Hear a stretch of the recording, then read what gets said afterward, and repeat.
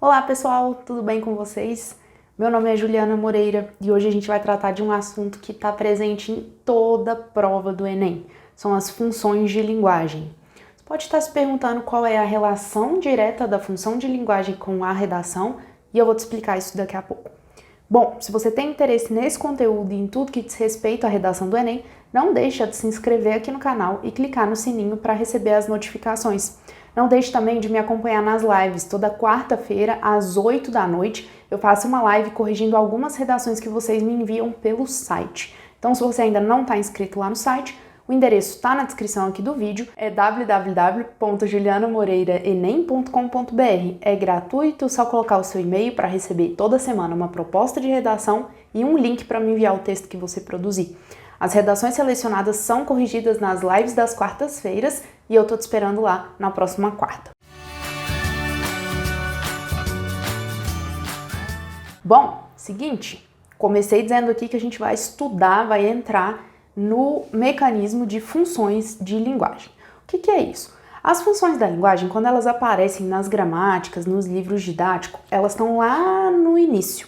Ou seja, elas são base para a gente entender os outros processos de construção de sentido e de construção da própria língua. Então é super importante a gente não negligenciar essa função. Dito isso, outra característica das funções da linguagem é que elas estão presentes em todas as provas do Enem. Tá lá dentro da parte de linguagens essa abordagem às funções. Todo Enem elas aparecem e de forma sem surpresa alguma, porque elas são muito importantes mesmo, então a gente já vai esperando que esse conteúdo seja cobrado. E às vezes ele cai em mais de uma questão, 2, 3, a gente já teve prova com 5 questões que envolviam função de linguagem. Então é muito importante que vocês tenham o domínio dessa função, primeiro, para conseguirem responder de forma muito tranquila, né, essas questões que podem aparecer no Enem, e depois para vocês entenderem o sentido da produção dos textos de vocês. Não só do texto escrito, como a redação, mas dos textos verbais ou visuais também, das imagens. Entender essa função ajuda a gente a chegar no nosso objetivo quando a gente está produzindo algum texto. Vocês vão entender melhor por que agora. Vou colocar aí na tela. Antes da gente pensar o que são as funções de linguagem ou quais são elas, afinal de contas, é importante que a gente entenda o que é isso. O que é a função de linguagem? A função, ela vai ser determinada, primeiro, pela intenção de comunicação. Qual é a intenção que aquela pessoa, eu, você ou qualquer outra, tem ao comunicar, ao passar, transmitir aquela mensagem? Com certeza ela tem uma intenção. Essa intenção que ela tem vai determinar o foco da comunicação dela. Por exemplo, se eu tenho a intenção aqui de te explicar o que são as funções da linguagem, o foco da minha comunicação vai ser em uma didática para que você entenda quais são essas funções. Então, a minha intenção precisa estar ligada com o meu foco para que eu atinja o meu objetivo, ou pelo menos me aproxime dele tanto quanto possível. Bom, uma vez que eu tenho uma intenção e um foco em diálogo, eu vou chegar a uma predominância de funções. Essa predominância é importante que vocês entendam ela como aquilo que, de fato, não é único no texto. Então, eu não tenho uma única função de linguagem nos meus textos. Eu tenho aquela que predomina. Por que eu não tenho única, Ju? Porque as outras, vocês vão ver que elas perpassam o texto. Então, vamos pensar o seguinte, eu tô aqui dando uma aula para vocês, né? Quando a gente tá nesse núcleo da aula, o foco dessa aula aqui é no conteúdo. Não importa o que eu penso do conteúdo, o que você pensa do conteúdo, importa o conteúdo. Beleza. Dito isso, pode ser que uma hora ou outra durante a aula eu vá contar uma coisa que aconteceu com um aluno, para poder ficar mais fácil o seu processo de aprendizado.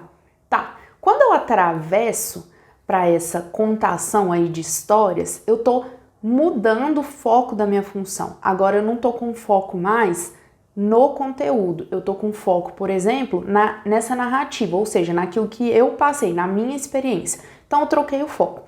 Isso faz com que essa aula não seja uma aula que foque no conteúdo?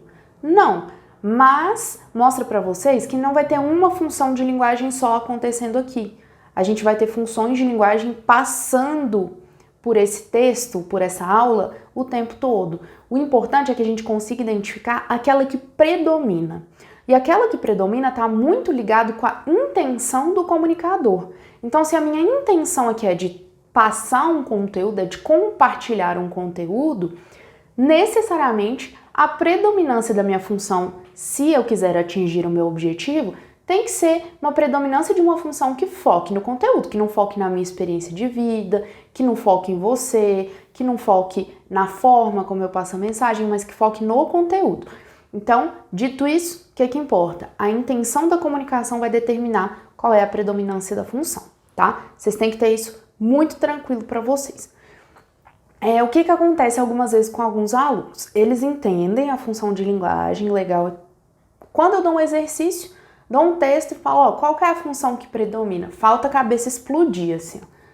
Juliana, mas aqui tem pelo menos 3 funções. Tem, e vai ter mesmo. E é normal que tenha, é esperado que tenha. O que cabe a você? Identificar a que predomina, aquela que está mais presente, aquela que tem diálogo direto com a intenção da comunicação, tá? E a gente vai ver agora os elementos essenciais que a gente tem que conhecer para chegar nas funções de linguagem, quais são elas. A minha dica para vocês é a seguinte: se vocês entendem esses elementos, as funções, vocês vão matar ela em 5 segundos. Se esses elementos ficam meio capenga, vocês vão ter dificuldade com as funções. Então, atenção máxima aqui a esses elementos que eu vou passar para vocês. Vamos lá. Primeiro, eu quero que vocês olhem para a tela aqui e vejam o seguinte. Eu tenho um emissor. O que é um emissor? É aquele que emite, que transmite a mensagem. É aquele que está emitindo a mensagem. E eu tenho um receptor. O que é o receptor? É aquele que está recebendo a mensagem. Tranquilo. Então, quando eu estou em uma situação de comunicação, eu dependo aí de mais de uma pessoa. Eu estou falando, alguém está me ouvindo. No caso, eu sou o emissor nesse momento e vocês aí que estão assistindo o vídeo são os meus receptores, beleza? Alguém que fala, alguém que escuta, para a gente poder fazer essa troca. Então, vamos ter em mente primeiro esse primeiro momento. Alguém fala e alguém escuta. O que está faltando aqui? Ué, Ju, você tem que falar alguma coisa, né? Beleza, então, ó, eu tenho alguém que fala, alguém que escuta e uma mensagem que está sendo emitida para o receptor. O que essa pessoa está esperando? Uma mensagem. Tranquilo? Beleza, sem problemas. Até aqui, suave. Ótimo. Vamos pensar em mais um elemento? Essa mensagem precisa chegar até você por um canal. O que a gente chama de canal? Canal é a forma como essa mensagem chega. Então, por exemplo, o meu canal aqui para vocês, ele predomina o canal da linguagem verbal. Então, eu estou explicando aqui para vocês, eu estou usando a minha voz para passar a mensagem. Então, eu tenho um canal de comunicação verbal, mas eu também tenho um canal de comunicação não verbal. Por quê? Porque eu desenhei esse esqueminha aqui para ficar mais fácil para vocês entenderem o que eu estou falando. Então, o meu canal aqui é verbal e ele também é não verbal, tá? Então, eu tenho alguém que fala o quê? Uma mensagem através de um canal para alguém que recebe. Esse canal vai ser sempre verbal? Não, pode ser não verbal. Ele vai ser sempre escrito? Não, ele pode ser oral. Então, a gente tem diversas formas de estabelecer o canal da nossa comunicação.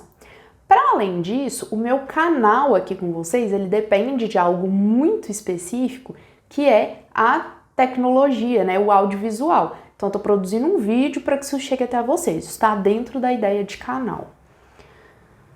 Tá bom, Ju. E aí, o que mais? O que está faltando aqui? O que pode ser que, né, esteja faltando? Vamos olhar primeiro se a gente entendeu tudo que está aqui. Então, eu tenho, vai lá, um emissor, quem envia a mensagem. Gente, é muito importante que vocês tenham esse esqueminha aí. Então, pausa o vídeo, pega seu caderno, faz junto comigo, que esse esquema salva vocês. Então, ó, eu tenho o emissor que envia a mensagem, eu tenho a mensagem, que é o meu conteúdo, eu tenho o receptor, que está recebendo essa mensagem, certo? E eu tenho o canal, que é a forma que eu estou transmitindo a mensagem. Ótimo. Acabou, Ju? Não, não acabou. Por que não? Porque eu tenho outro elemento, olha aí. Olha esse elemento para mim. É o contexto, esse que apareceu aí agora pra gente. O elemento de contexto. O que é o contexto? É o objetivo da minha comunicação ou a situação de comunicação em que eu me coloco. Então, todo esse conteúdo, a minha mensagem, a forma como eu transmito a mensagem e você que está recebendo essa mensagem, nós estamos em um contexto. Ótimo. Então, agora finalmente a gente acabou. Não, tem mais um, mas é o último. Olha lá, é o nosso código. O que é o código? É o aparato linguístico que eu uso para me comunicar com vocês. Nesse caso, eu estou fazendo uso da língua portuguesa. Esse é o código que eu uso para dar essa aula para vocês, para compartilhar esse conteúdo com vocês. Então, beleza. A gente sabe quem é o emissor, quem recebe, qual é a mensagem, que é o conteúdo que eu estou falando aqui, qual é o canal, que é essa forma, né, esse meio de transmissão, que código que eu estou usando para passar essa mensagem e que tudo isso está dentro de um contexto, de uma situação de comunicação. Beleza? Tranquilo. Então, agora que vocês já sabem isso aqui, eu vou retirar as informações e deixar só o esquema. Ele fica mais limpinho e mais fácil de entender, olha lá. Então, eu tenho o emissor transmitindo uma mensagem para o receptor por meio de um canal e um código pré-definidos dentro de um contexto. Fácil. Tá bom. Se isso aqui funcionasse de forma 100% eficiente, ia ser lindo. Por que ia ser lindo? Porque eu ia conseguir emitir para você uma mensagem que desse conta 100% do que eu quero falar para você, mas nem sempre a gente consegue isso. Esse já é o primeiro problema. Sabe quando tem um ruído na comunicação? Do tipo, você fala uma coisa para a pessoa e ela discorda de você e você fala, mas não foi isso que eu falei. Às vezes, foi o que você falou, não foi o que você queria ter falado, mas foi o que você falou. Então, a gente tem ruído na comunicação ao emitir. A gente tem ruído na comunicação também ao receber. Então, às vezes, você fala alguma coisa e a pessoa recebe de outra. Por quê? A minha emissão e a recepção da outra pessoa, elas dependem de muitas questões que são prévias a esse momento de comunicação. Então, quando a gente estabelece um diálogo, está em jogo ali tudo que a pessoa tem como conhecimento de vida. Então, ela vai fazer suposições, ela vai fazer comparações, ela vai entender o meu subentendido, aquilo que eu não deixei claro o suficiente na minha frase, a partir daquilo que ela tem como repertório de vida dela.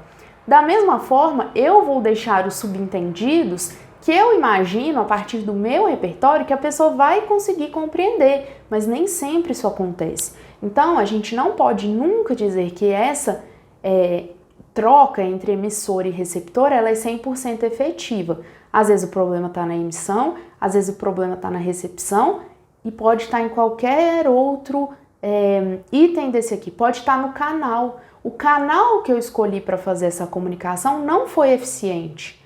Ou ainda pode estar na mensagem. A mensagem que eu coloco, o conteúdo que eu coloco ali, ele não dialoga de forma direta com aquele receptor. O problema pode estar no código.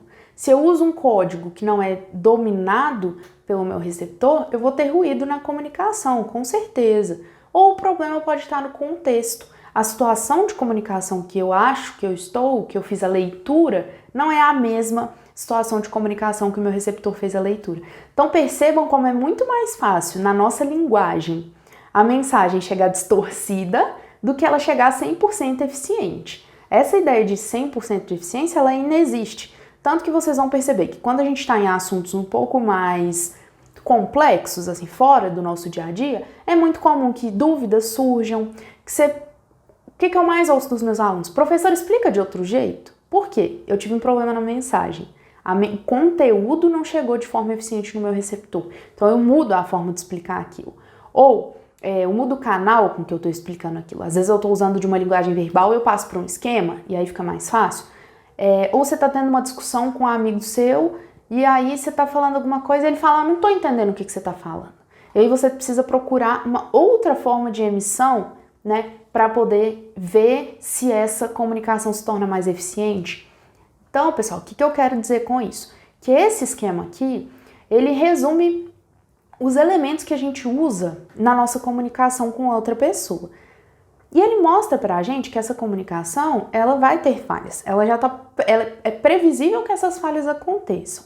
E que a gente não pode, e aí já é uma questão bem subjetiva agora, a gente não pode culpar o nosso receptor. Então não adianta, por exemplo, imagina se eu desse aula, aí eu chego lá na aula, falo isso aqui que eu tô falando pra vocês, né? Vou lá na escola, falo isso aqui. Aí o meu aluno fala, professora, eu não entendi. Imagina se eu viro pra ele e falo, claro, você é burro, você não entendeu porque você é burro, você não tá entendendo a mensagem que eu tô passando. Tem um monte de coisa para dar errado na situação de comunicação. Eu posso ter pressuposto um conhecimento prévio para esse aluno que ele não tinha. Quem errou? Ele ou eu que pressupus de forma equivocada? Então o erro está comigo, não está com o receptor. Dificilmente o nosso erro está com o receptor. Então, quando a pessoa não entende o que a gente fala, o que é mais adequado? Você fala, não, espera, acho que eu não me fiz entender. Deixa eu elaborar de novo aquilo que eu queria falar. Deixa eu pensar melhor como eu posso te explicar isso aqui. Porque às vezes a dificuldade que o seu receptor tem de entender a mensagem é 100% culpa da emissão que você fez. Então, você fez aquilo de forma muito confusa e ele não está entendendo. Ele é burro? Ele tem algum tipo de dificuldade? Não, Às vezes tem ruído na comunicação e, como eu disse, quase sempre isso vai acontecer. Então, gente, por favor, não reproduzam a lógica muito ignorante de dizer ao outro, você não tá entendendo porque você não sabe o que eu tô falando, você não tá entendendo porque você é burro, você não tá entendendo porque você não dá conta de dominar esse assunto, porque dificilmente a falta de compreensão tá nesse receptor. Pode tá? Pode, mas por que que tá? Aí a gente tem que pensar se é um problema de pressuposto que a gente fez e tá equivocado, se tem ruído em outro lugar, tá? Então, muita calma quando vocês forem ter esse diálogo, porque esse é um diálogo comum entre os alunos, por isso que eu tô focando muito nisso. Então, eu tenho alguns alunos que eles perdem a paciência com o diálogo muito fácil. E aí eu vou perguntar, não, gente, mas o que aconteceu? Por que vocês não conseguiram chegar em um consenso? Ele não entende nada que eu tô falando. Mas para ele entender, a gente tá dentro desse contexto de comunicação. Então, tudo precisa andar junto para que a gente se aproxime ao máximo da nossa intenção. E eu vou te dizer, entre a intenção, que é aquilo que eu intenciono em dizer, e aquilo que você entende, existe um abismo. E cada vez que a gente cuida da nossa linguagem, a gente vai reduzindo esse abismo. Ele nunca vai deixar de ter um buraco ali, mas a gente consegue reduzir, tá?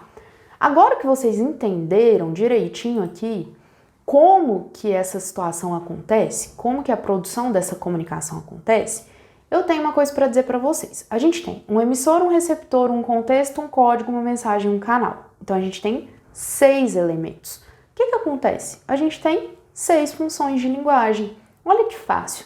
Cada função de linguagem vai estar ligada a um desses elementos. Então, por exemplo, quando eu tenho foco no emissor, eu tenho uma função. Quando o foco é no contexto, é outra função. Foco no receptor, outra função. Então é muito fácil. Se vocês entendem esse esquema aqui, fica muito tranquilo da gente perceber as funções de linguagem. Vamos lá.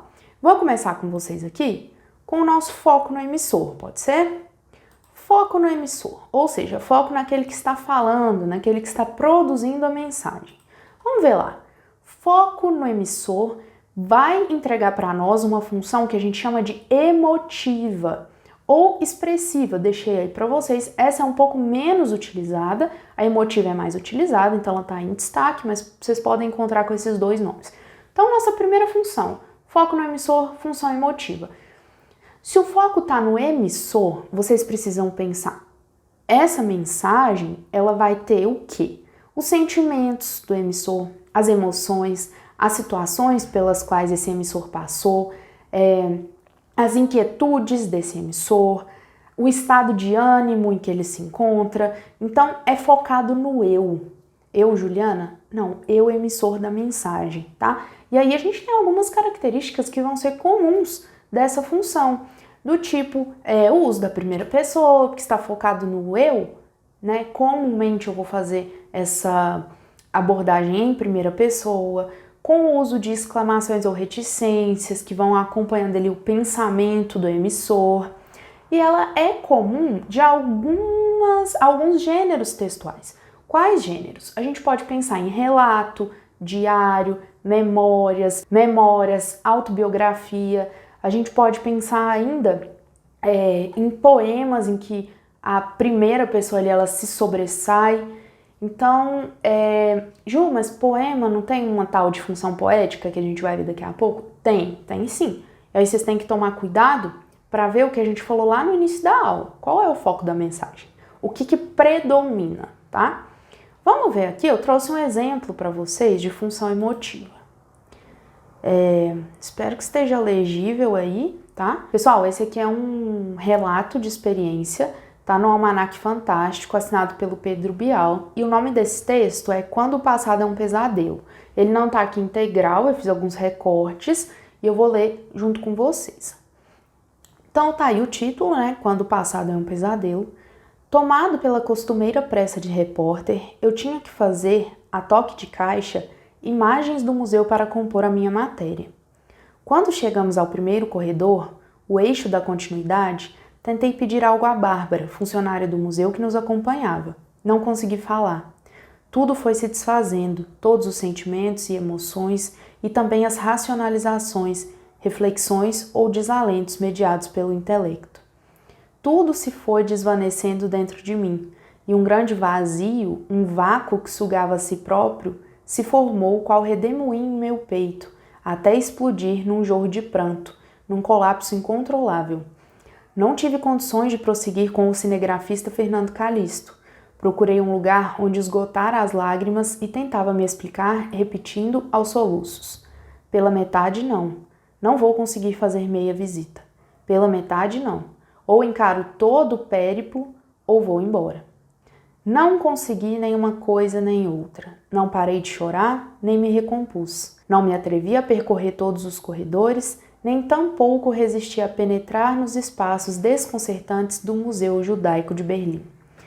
Ótimo. Então, o que a gente tem aqui? Um relato de experiência do próprio autor, do Pedro Bial, quando ele fez uma visita enquanto repórter ao Museu Judaico de Berlim. Então ele está dizendo da experiência dele.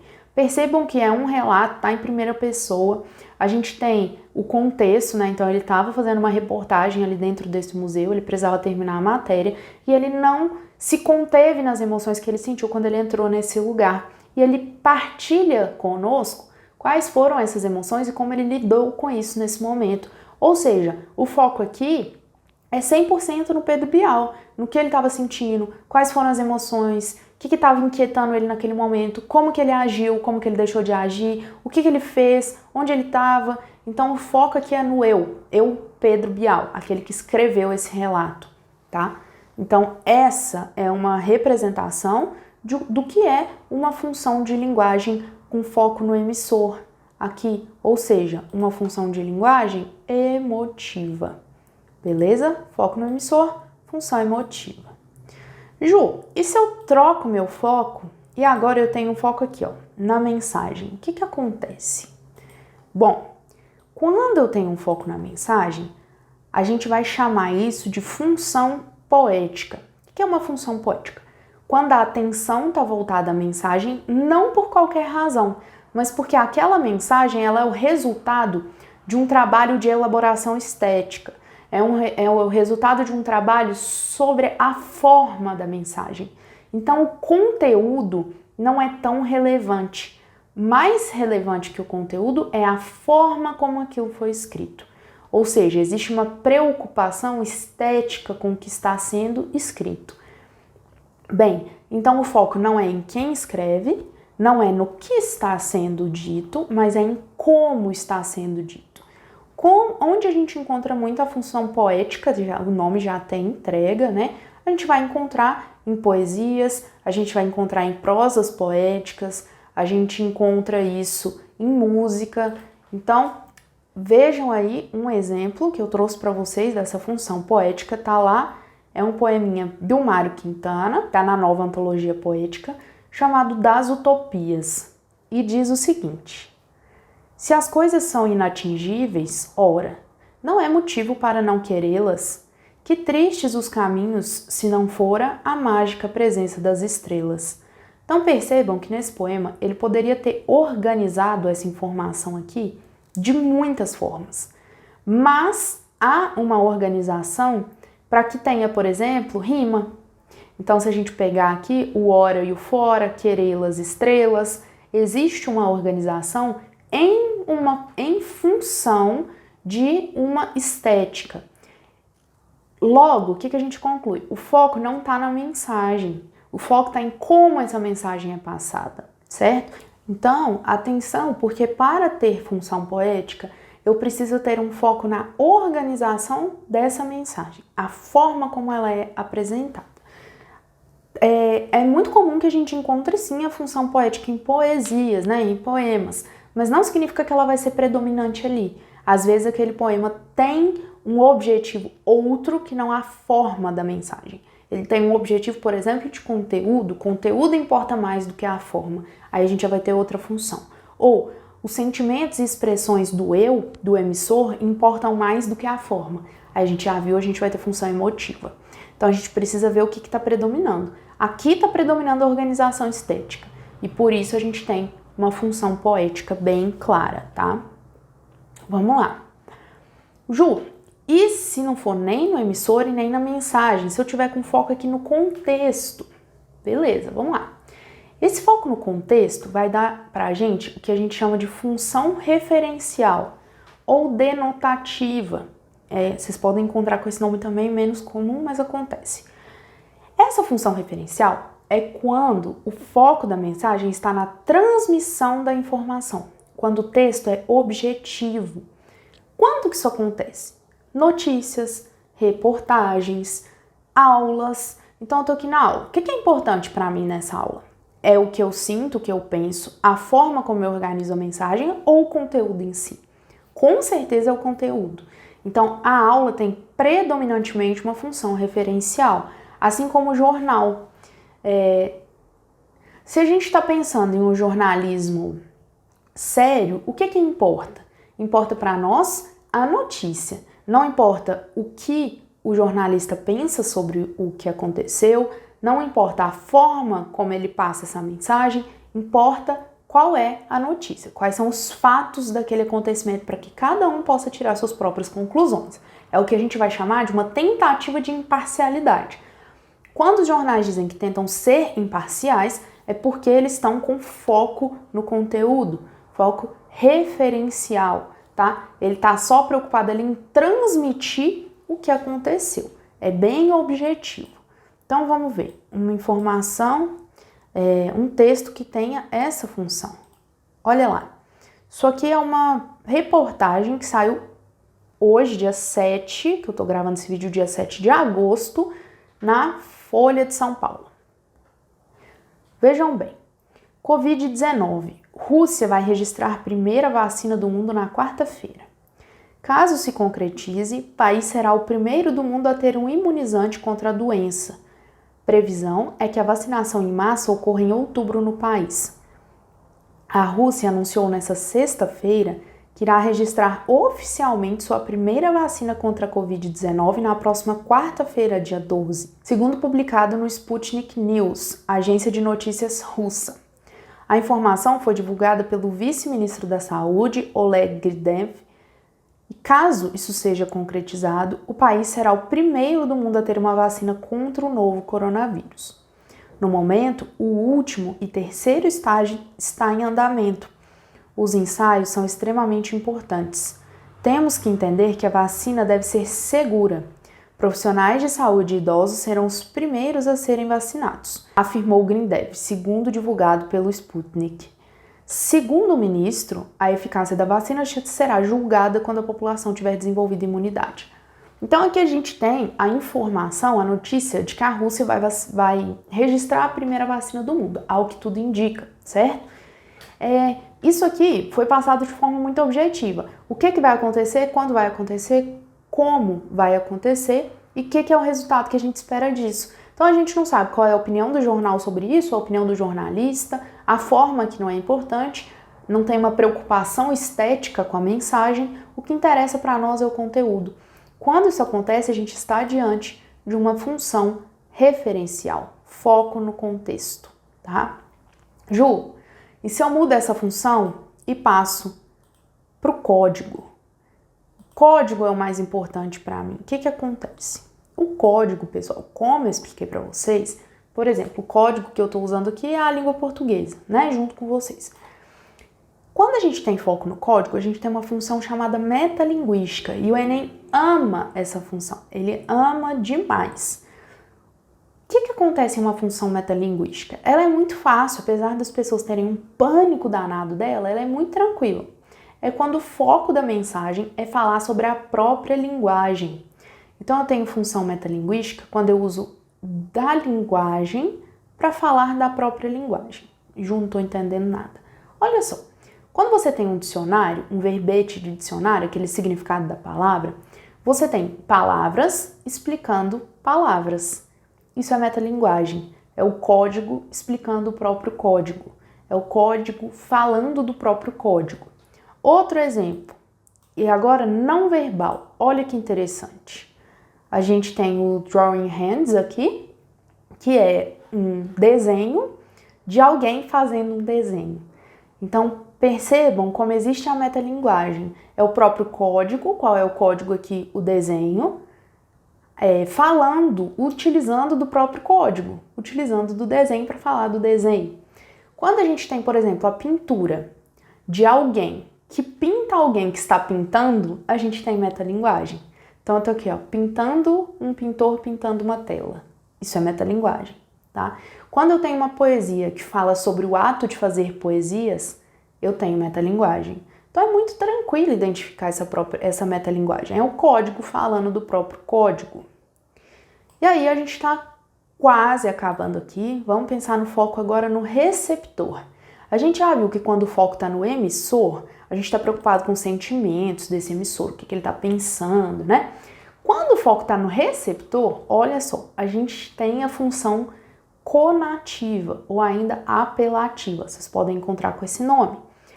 Isso acontece quando a ideia principal do texto ali é convencer o receptor. Então, eu quero convencer você de alguma coisa. Eu quero influenciar o seu comportamento.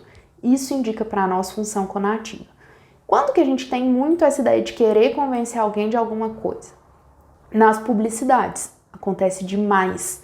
Mas, atenção, não só nas publicidades e não necessariamente nas propagandas, naquelas que querem vender alguma coisa pra gente. Às vezes aquelas que são de importância pública também, olha só. A gente tem aí um cartaz publicado pela Secretaria de Saúde de Pernambuco e tá escrito aí, a gente tem um caixote cheio de garrafas de vidro, né, só que virados, tá escrito: vire, cuidado com a água parada, evite a dengue. Depois lá no rodapé aqui, a gente tem: deixe as garrafas sempre de cabeça para baixo para não acumular água. Então aqui existe um objetivo nessa mensagem muito específico, que é convencer o leitor a alguma coisa, o receptor. O que ele quer convencer? Ele quer convencer a evitar água parada. Então a gente tem, por exemplo, o imperativo: vire, evite, deixe. Isso marca para nós essa ideia de influência.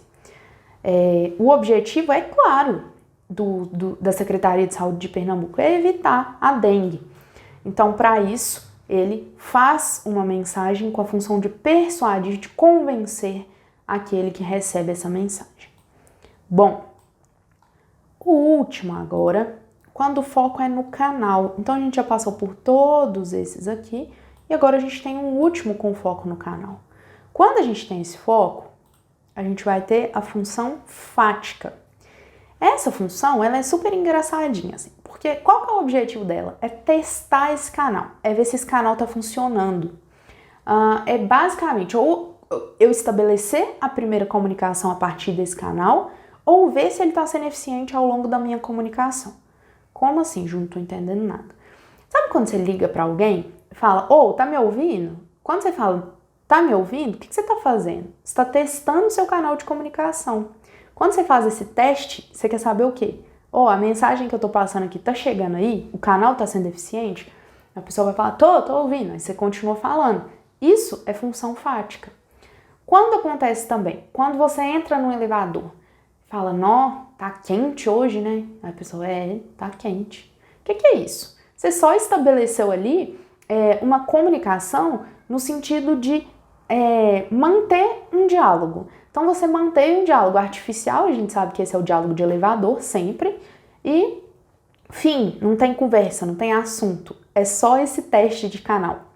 Então é bem tranquilo a gente perceber quando a função é fática, ela vai estar nesses momentos. Quando você atende o telefone e fala alô, você testou o canal, você quer ver se a pessoa te responde. Vamos ver, nessa tirinha do Calvin aqui, a gente tem exatamente a função fática. Ó, oi, eu, Calvin, como vai? Belo dia lá fora, não? Yep. Ouça, eu suponho que você deve estar pensando por que eu liguei.